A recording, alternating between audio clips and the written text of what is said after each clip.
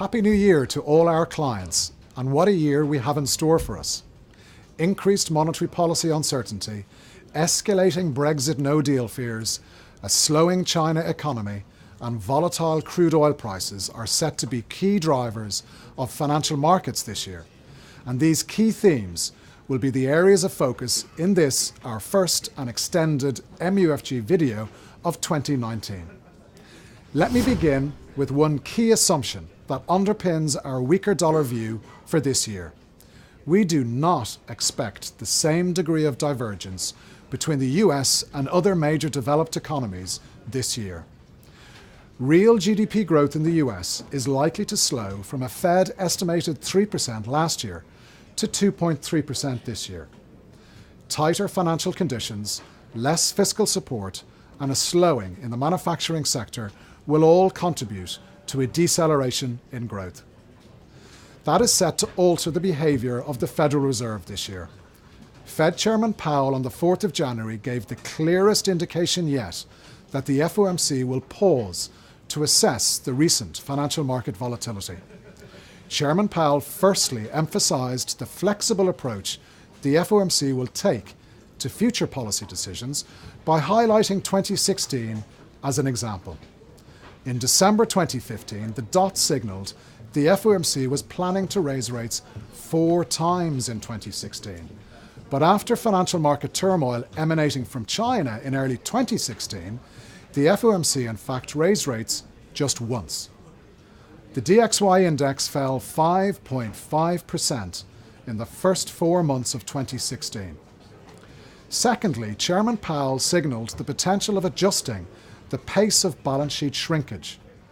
The Fed is scheduled to cut repurchases of MBS and US Treasury bonds to the tune of $600 billion this year.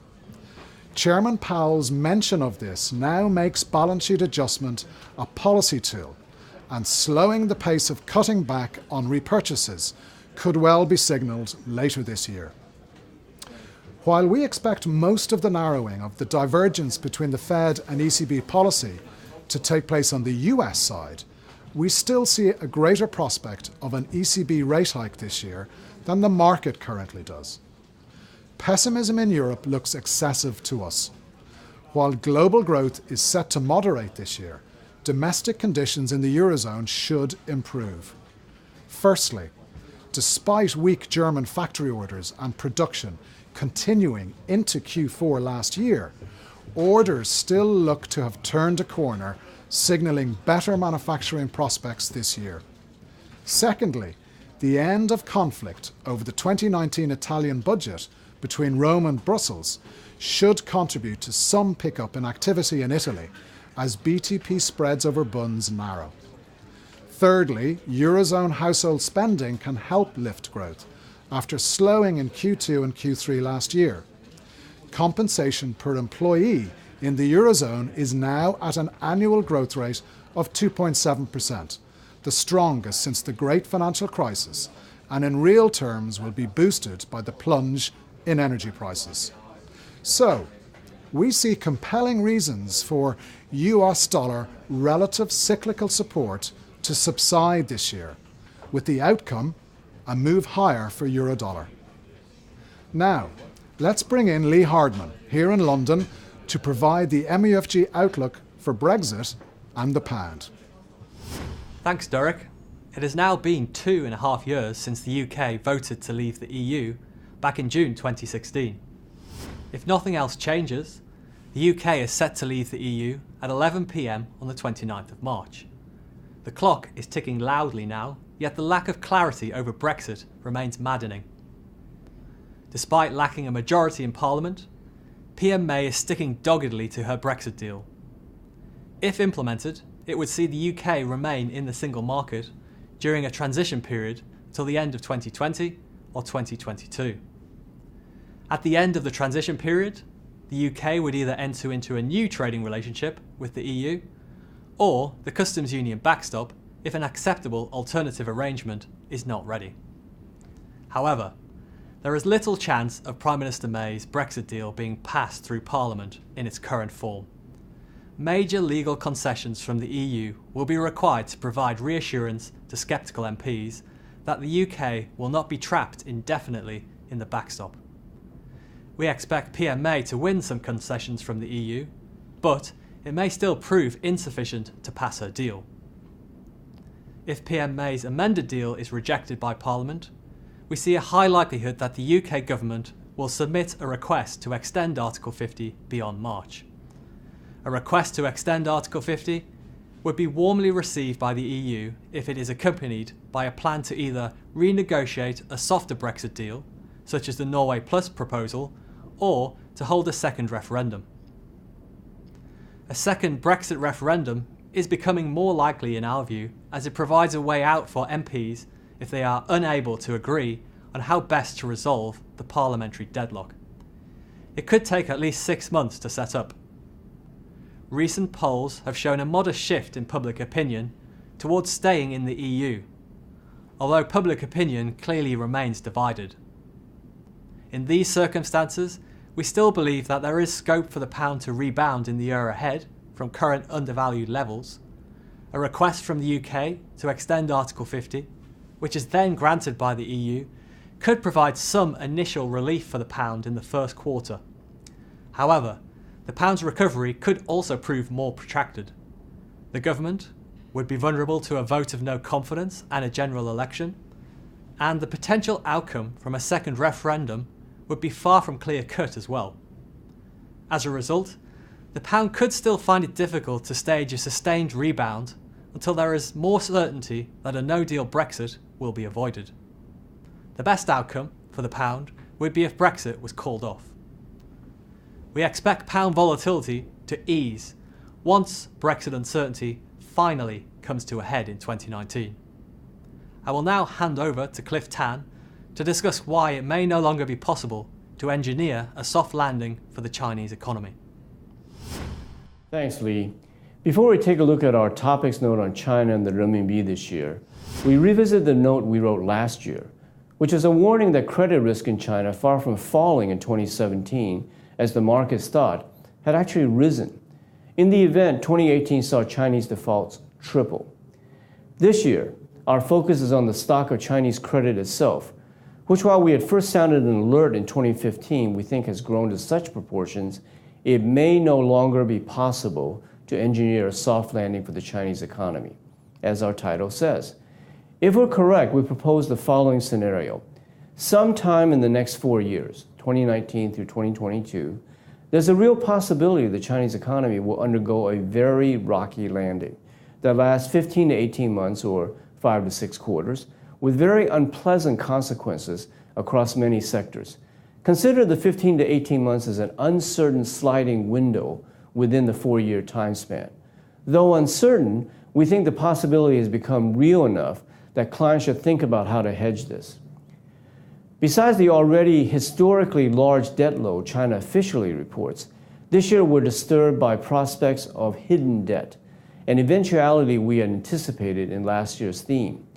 Even before adding in hidden debt, China had long ago overshot quaint notions of prudential norms for debt in a developing country, actually in any country. Adding in estimates of hidden debt could push China's debt-GDP ratio to well over 300%.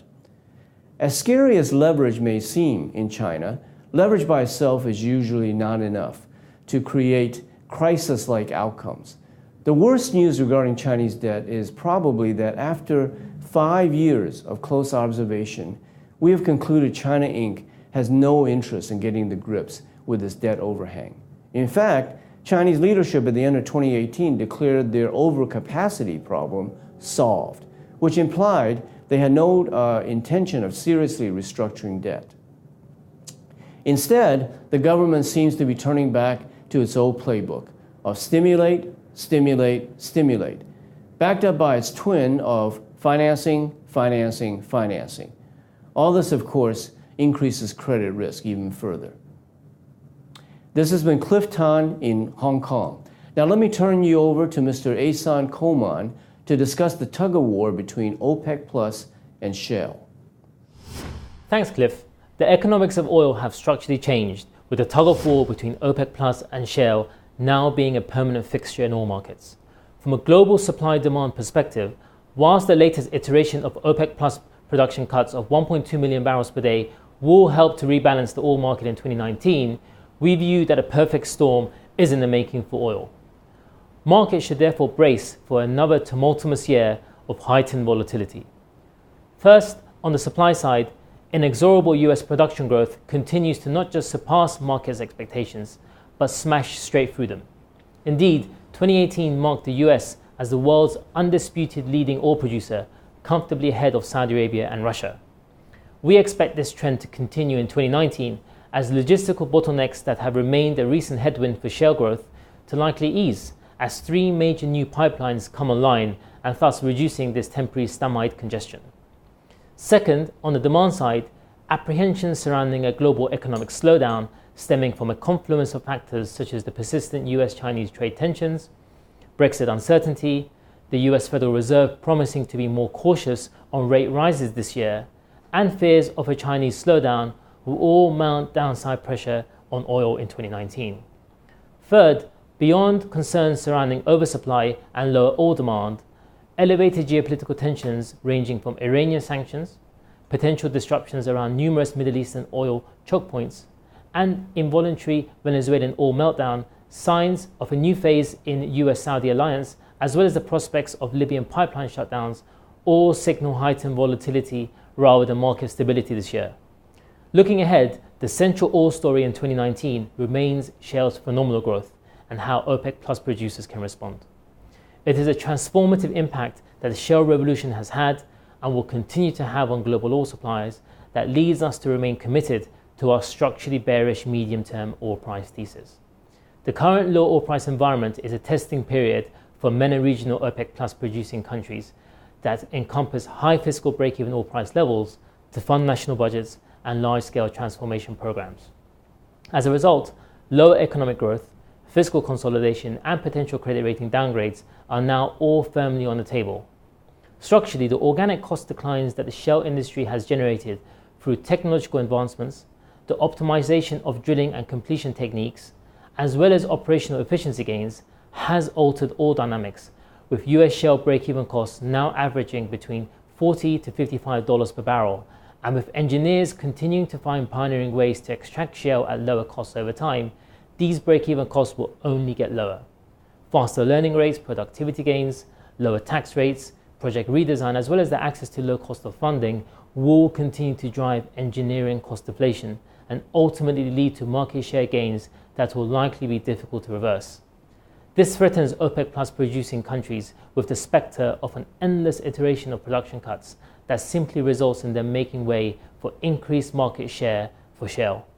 As such, 2019 does not look like a time to be betting on the prices getting much stronger given the long-term structural shift shale has now cemented in all markets.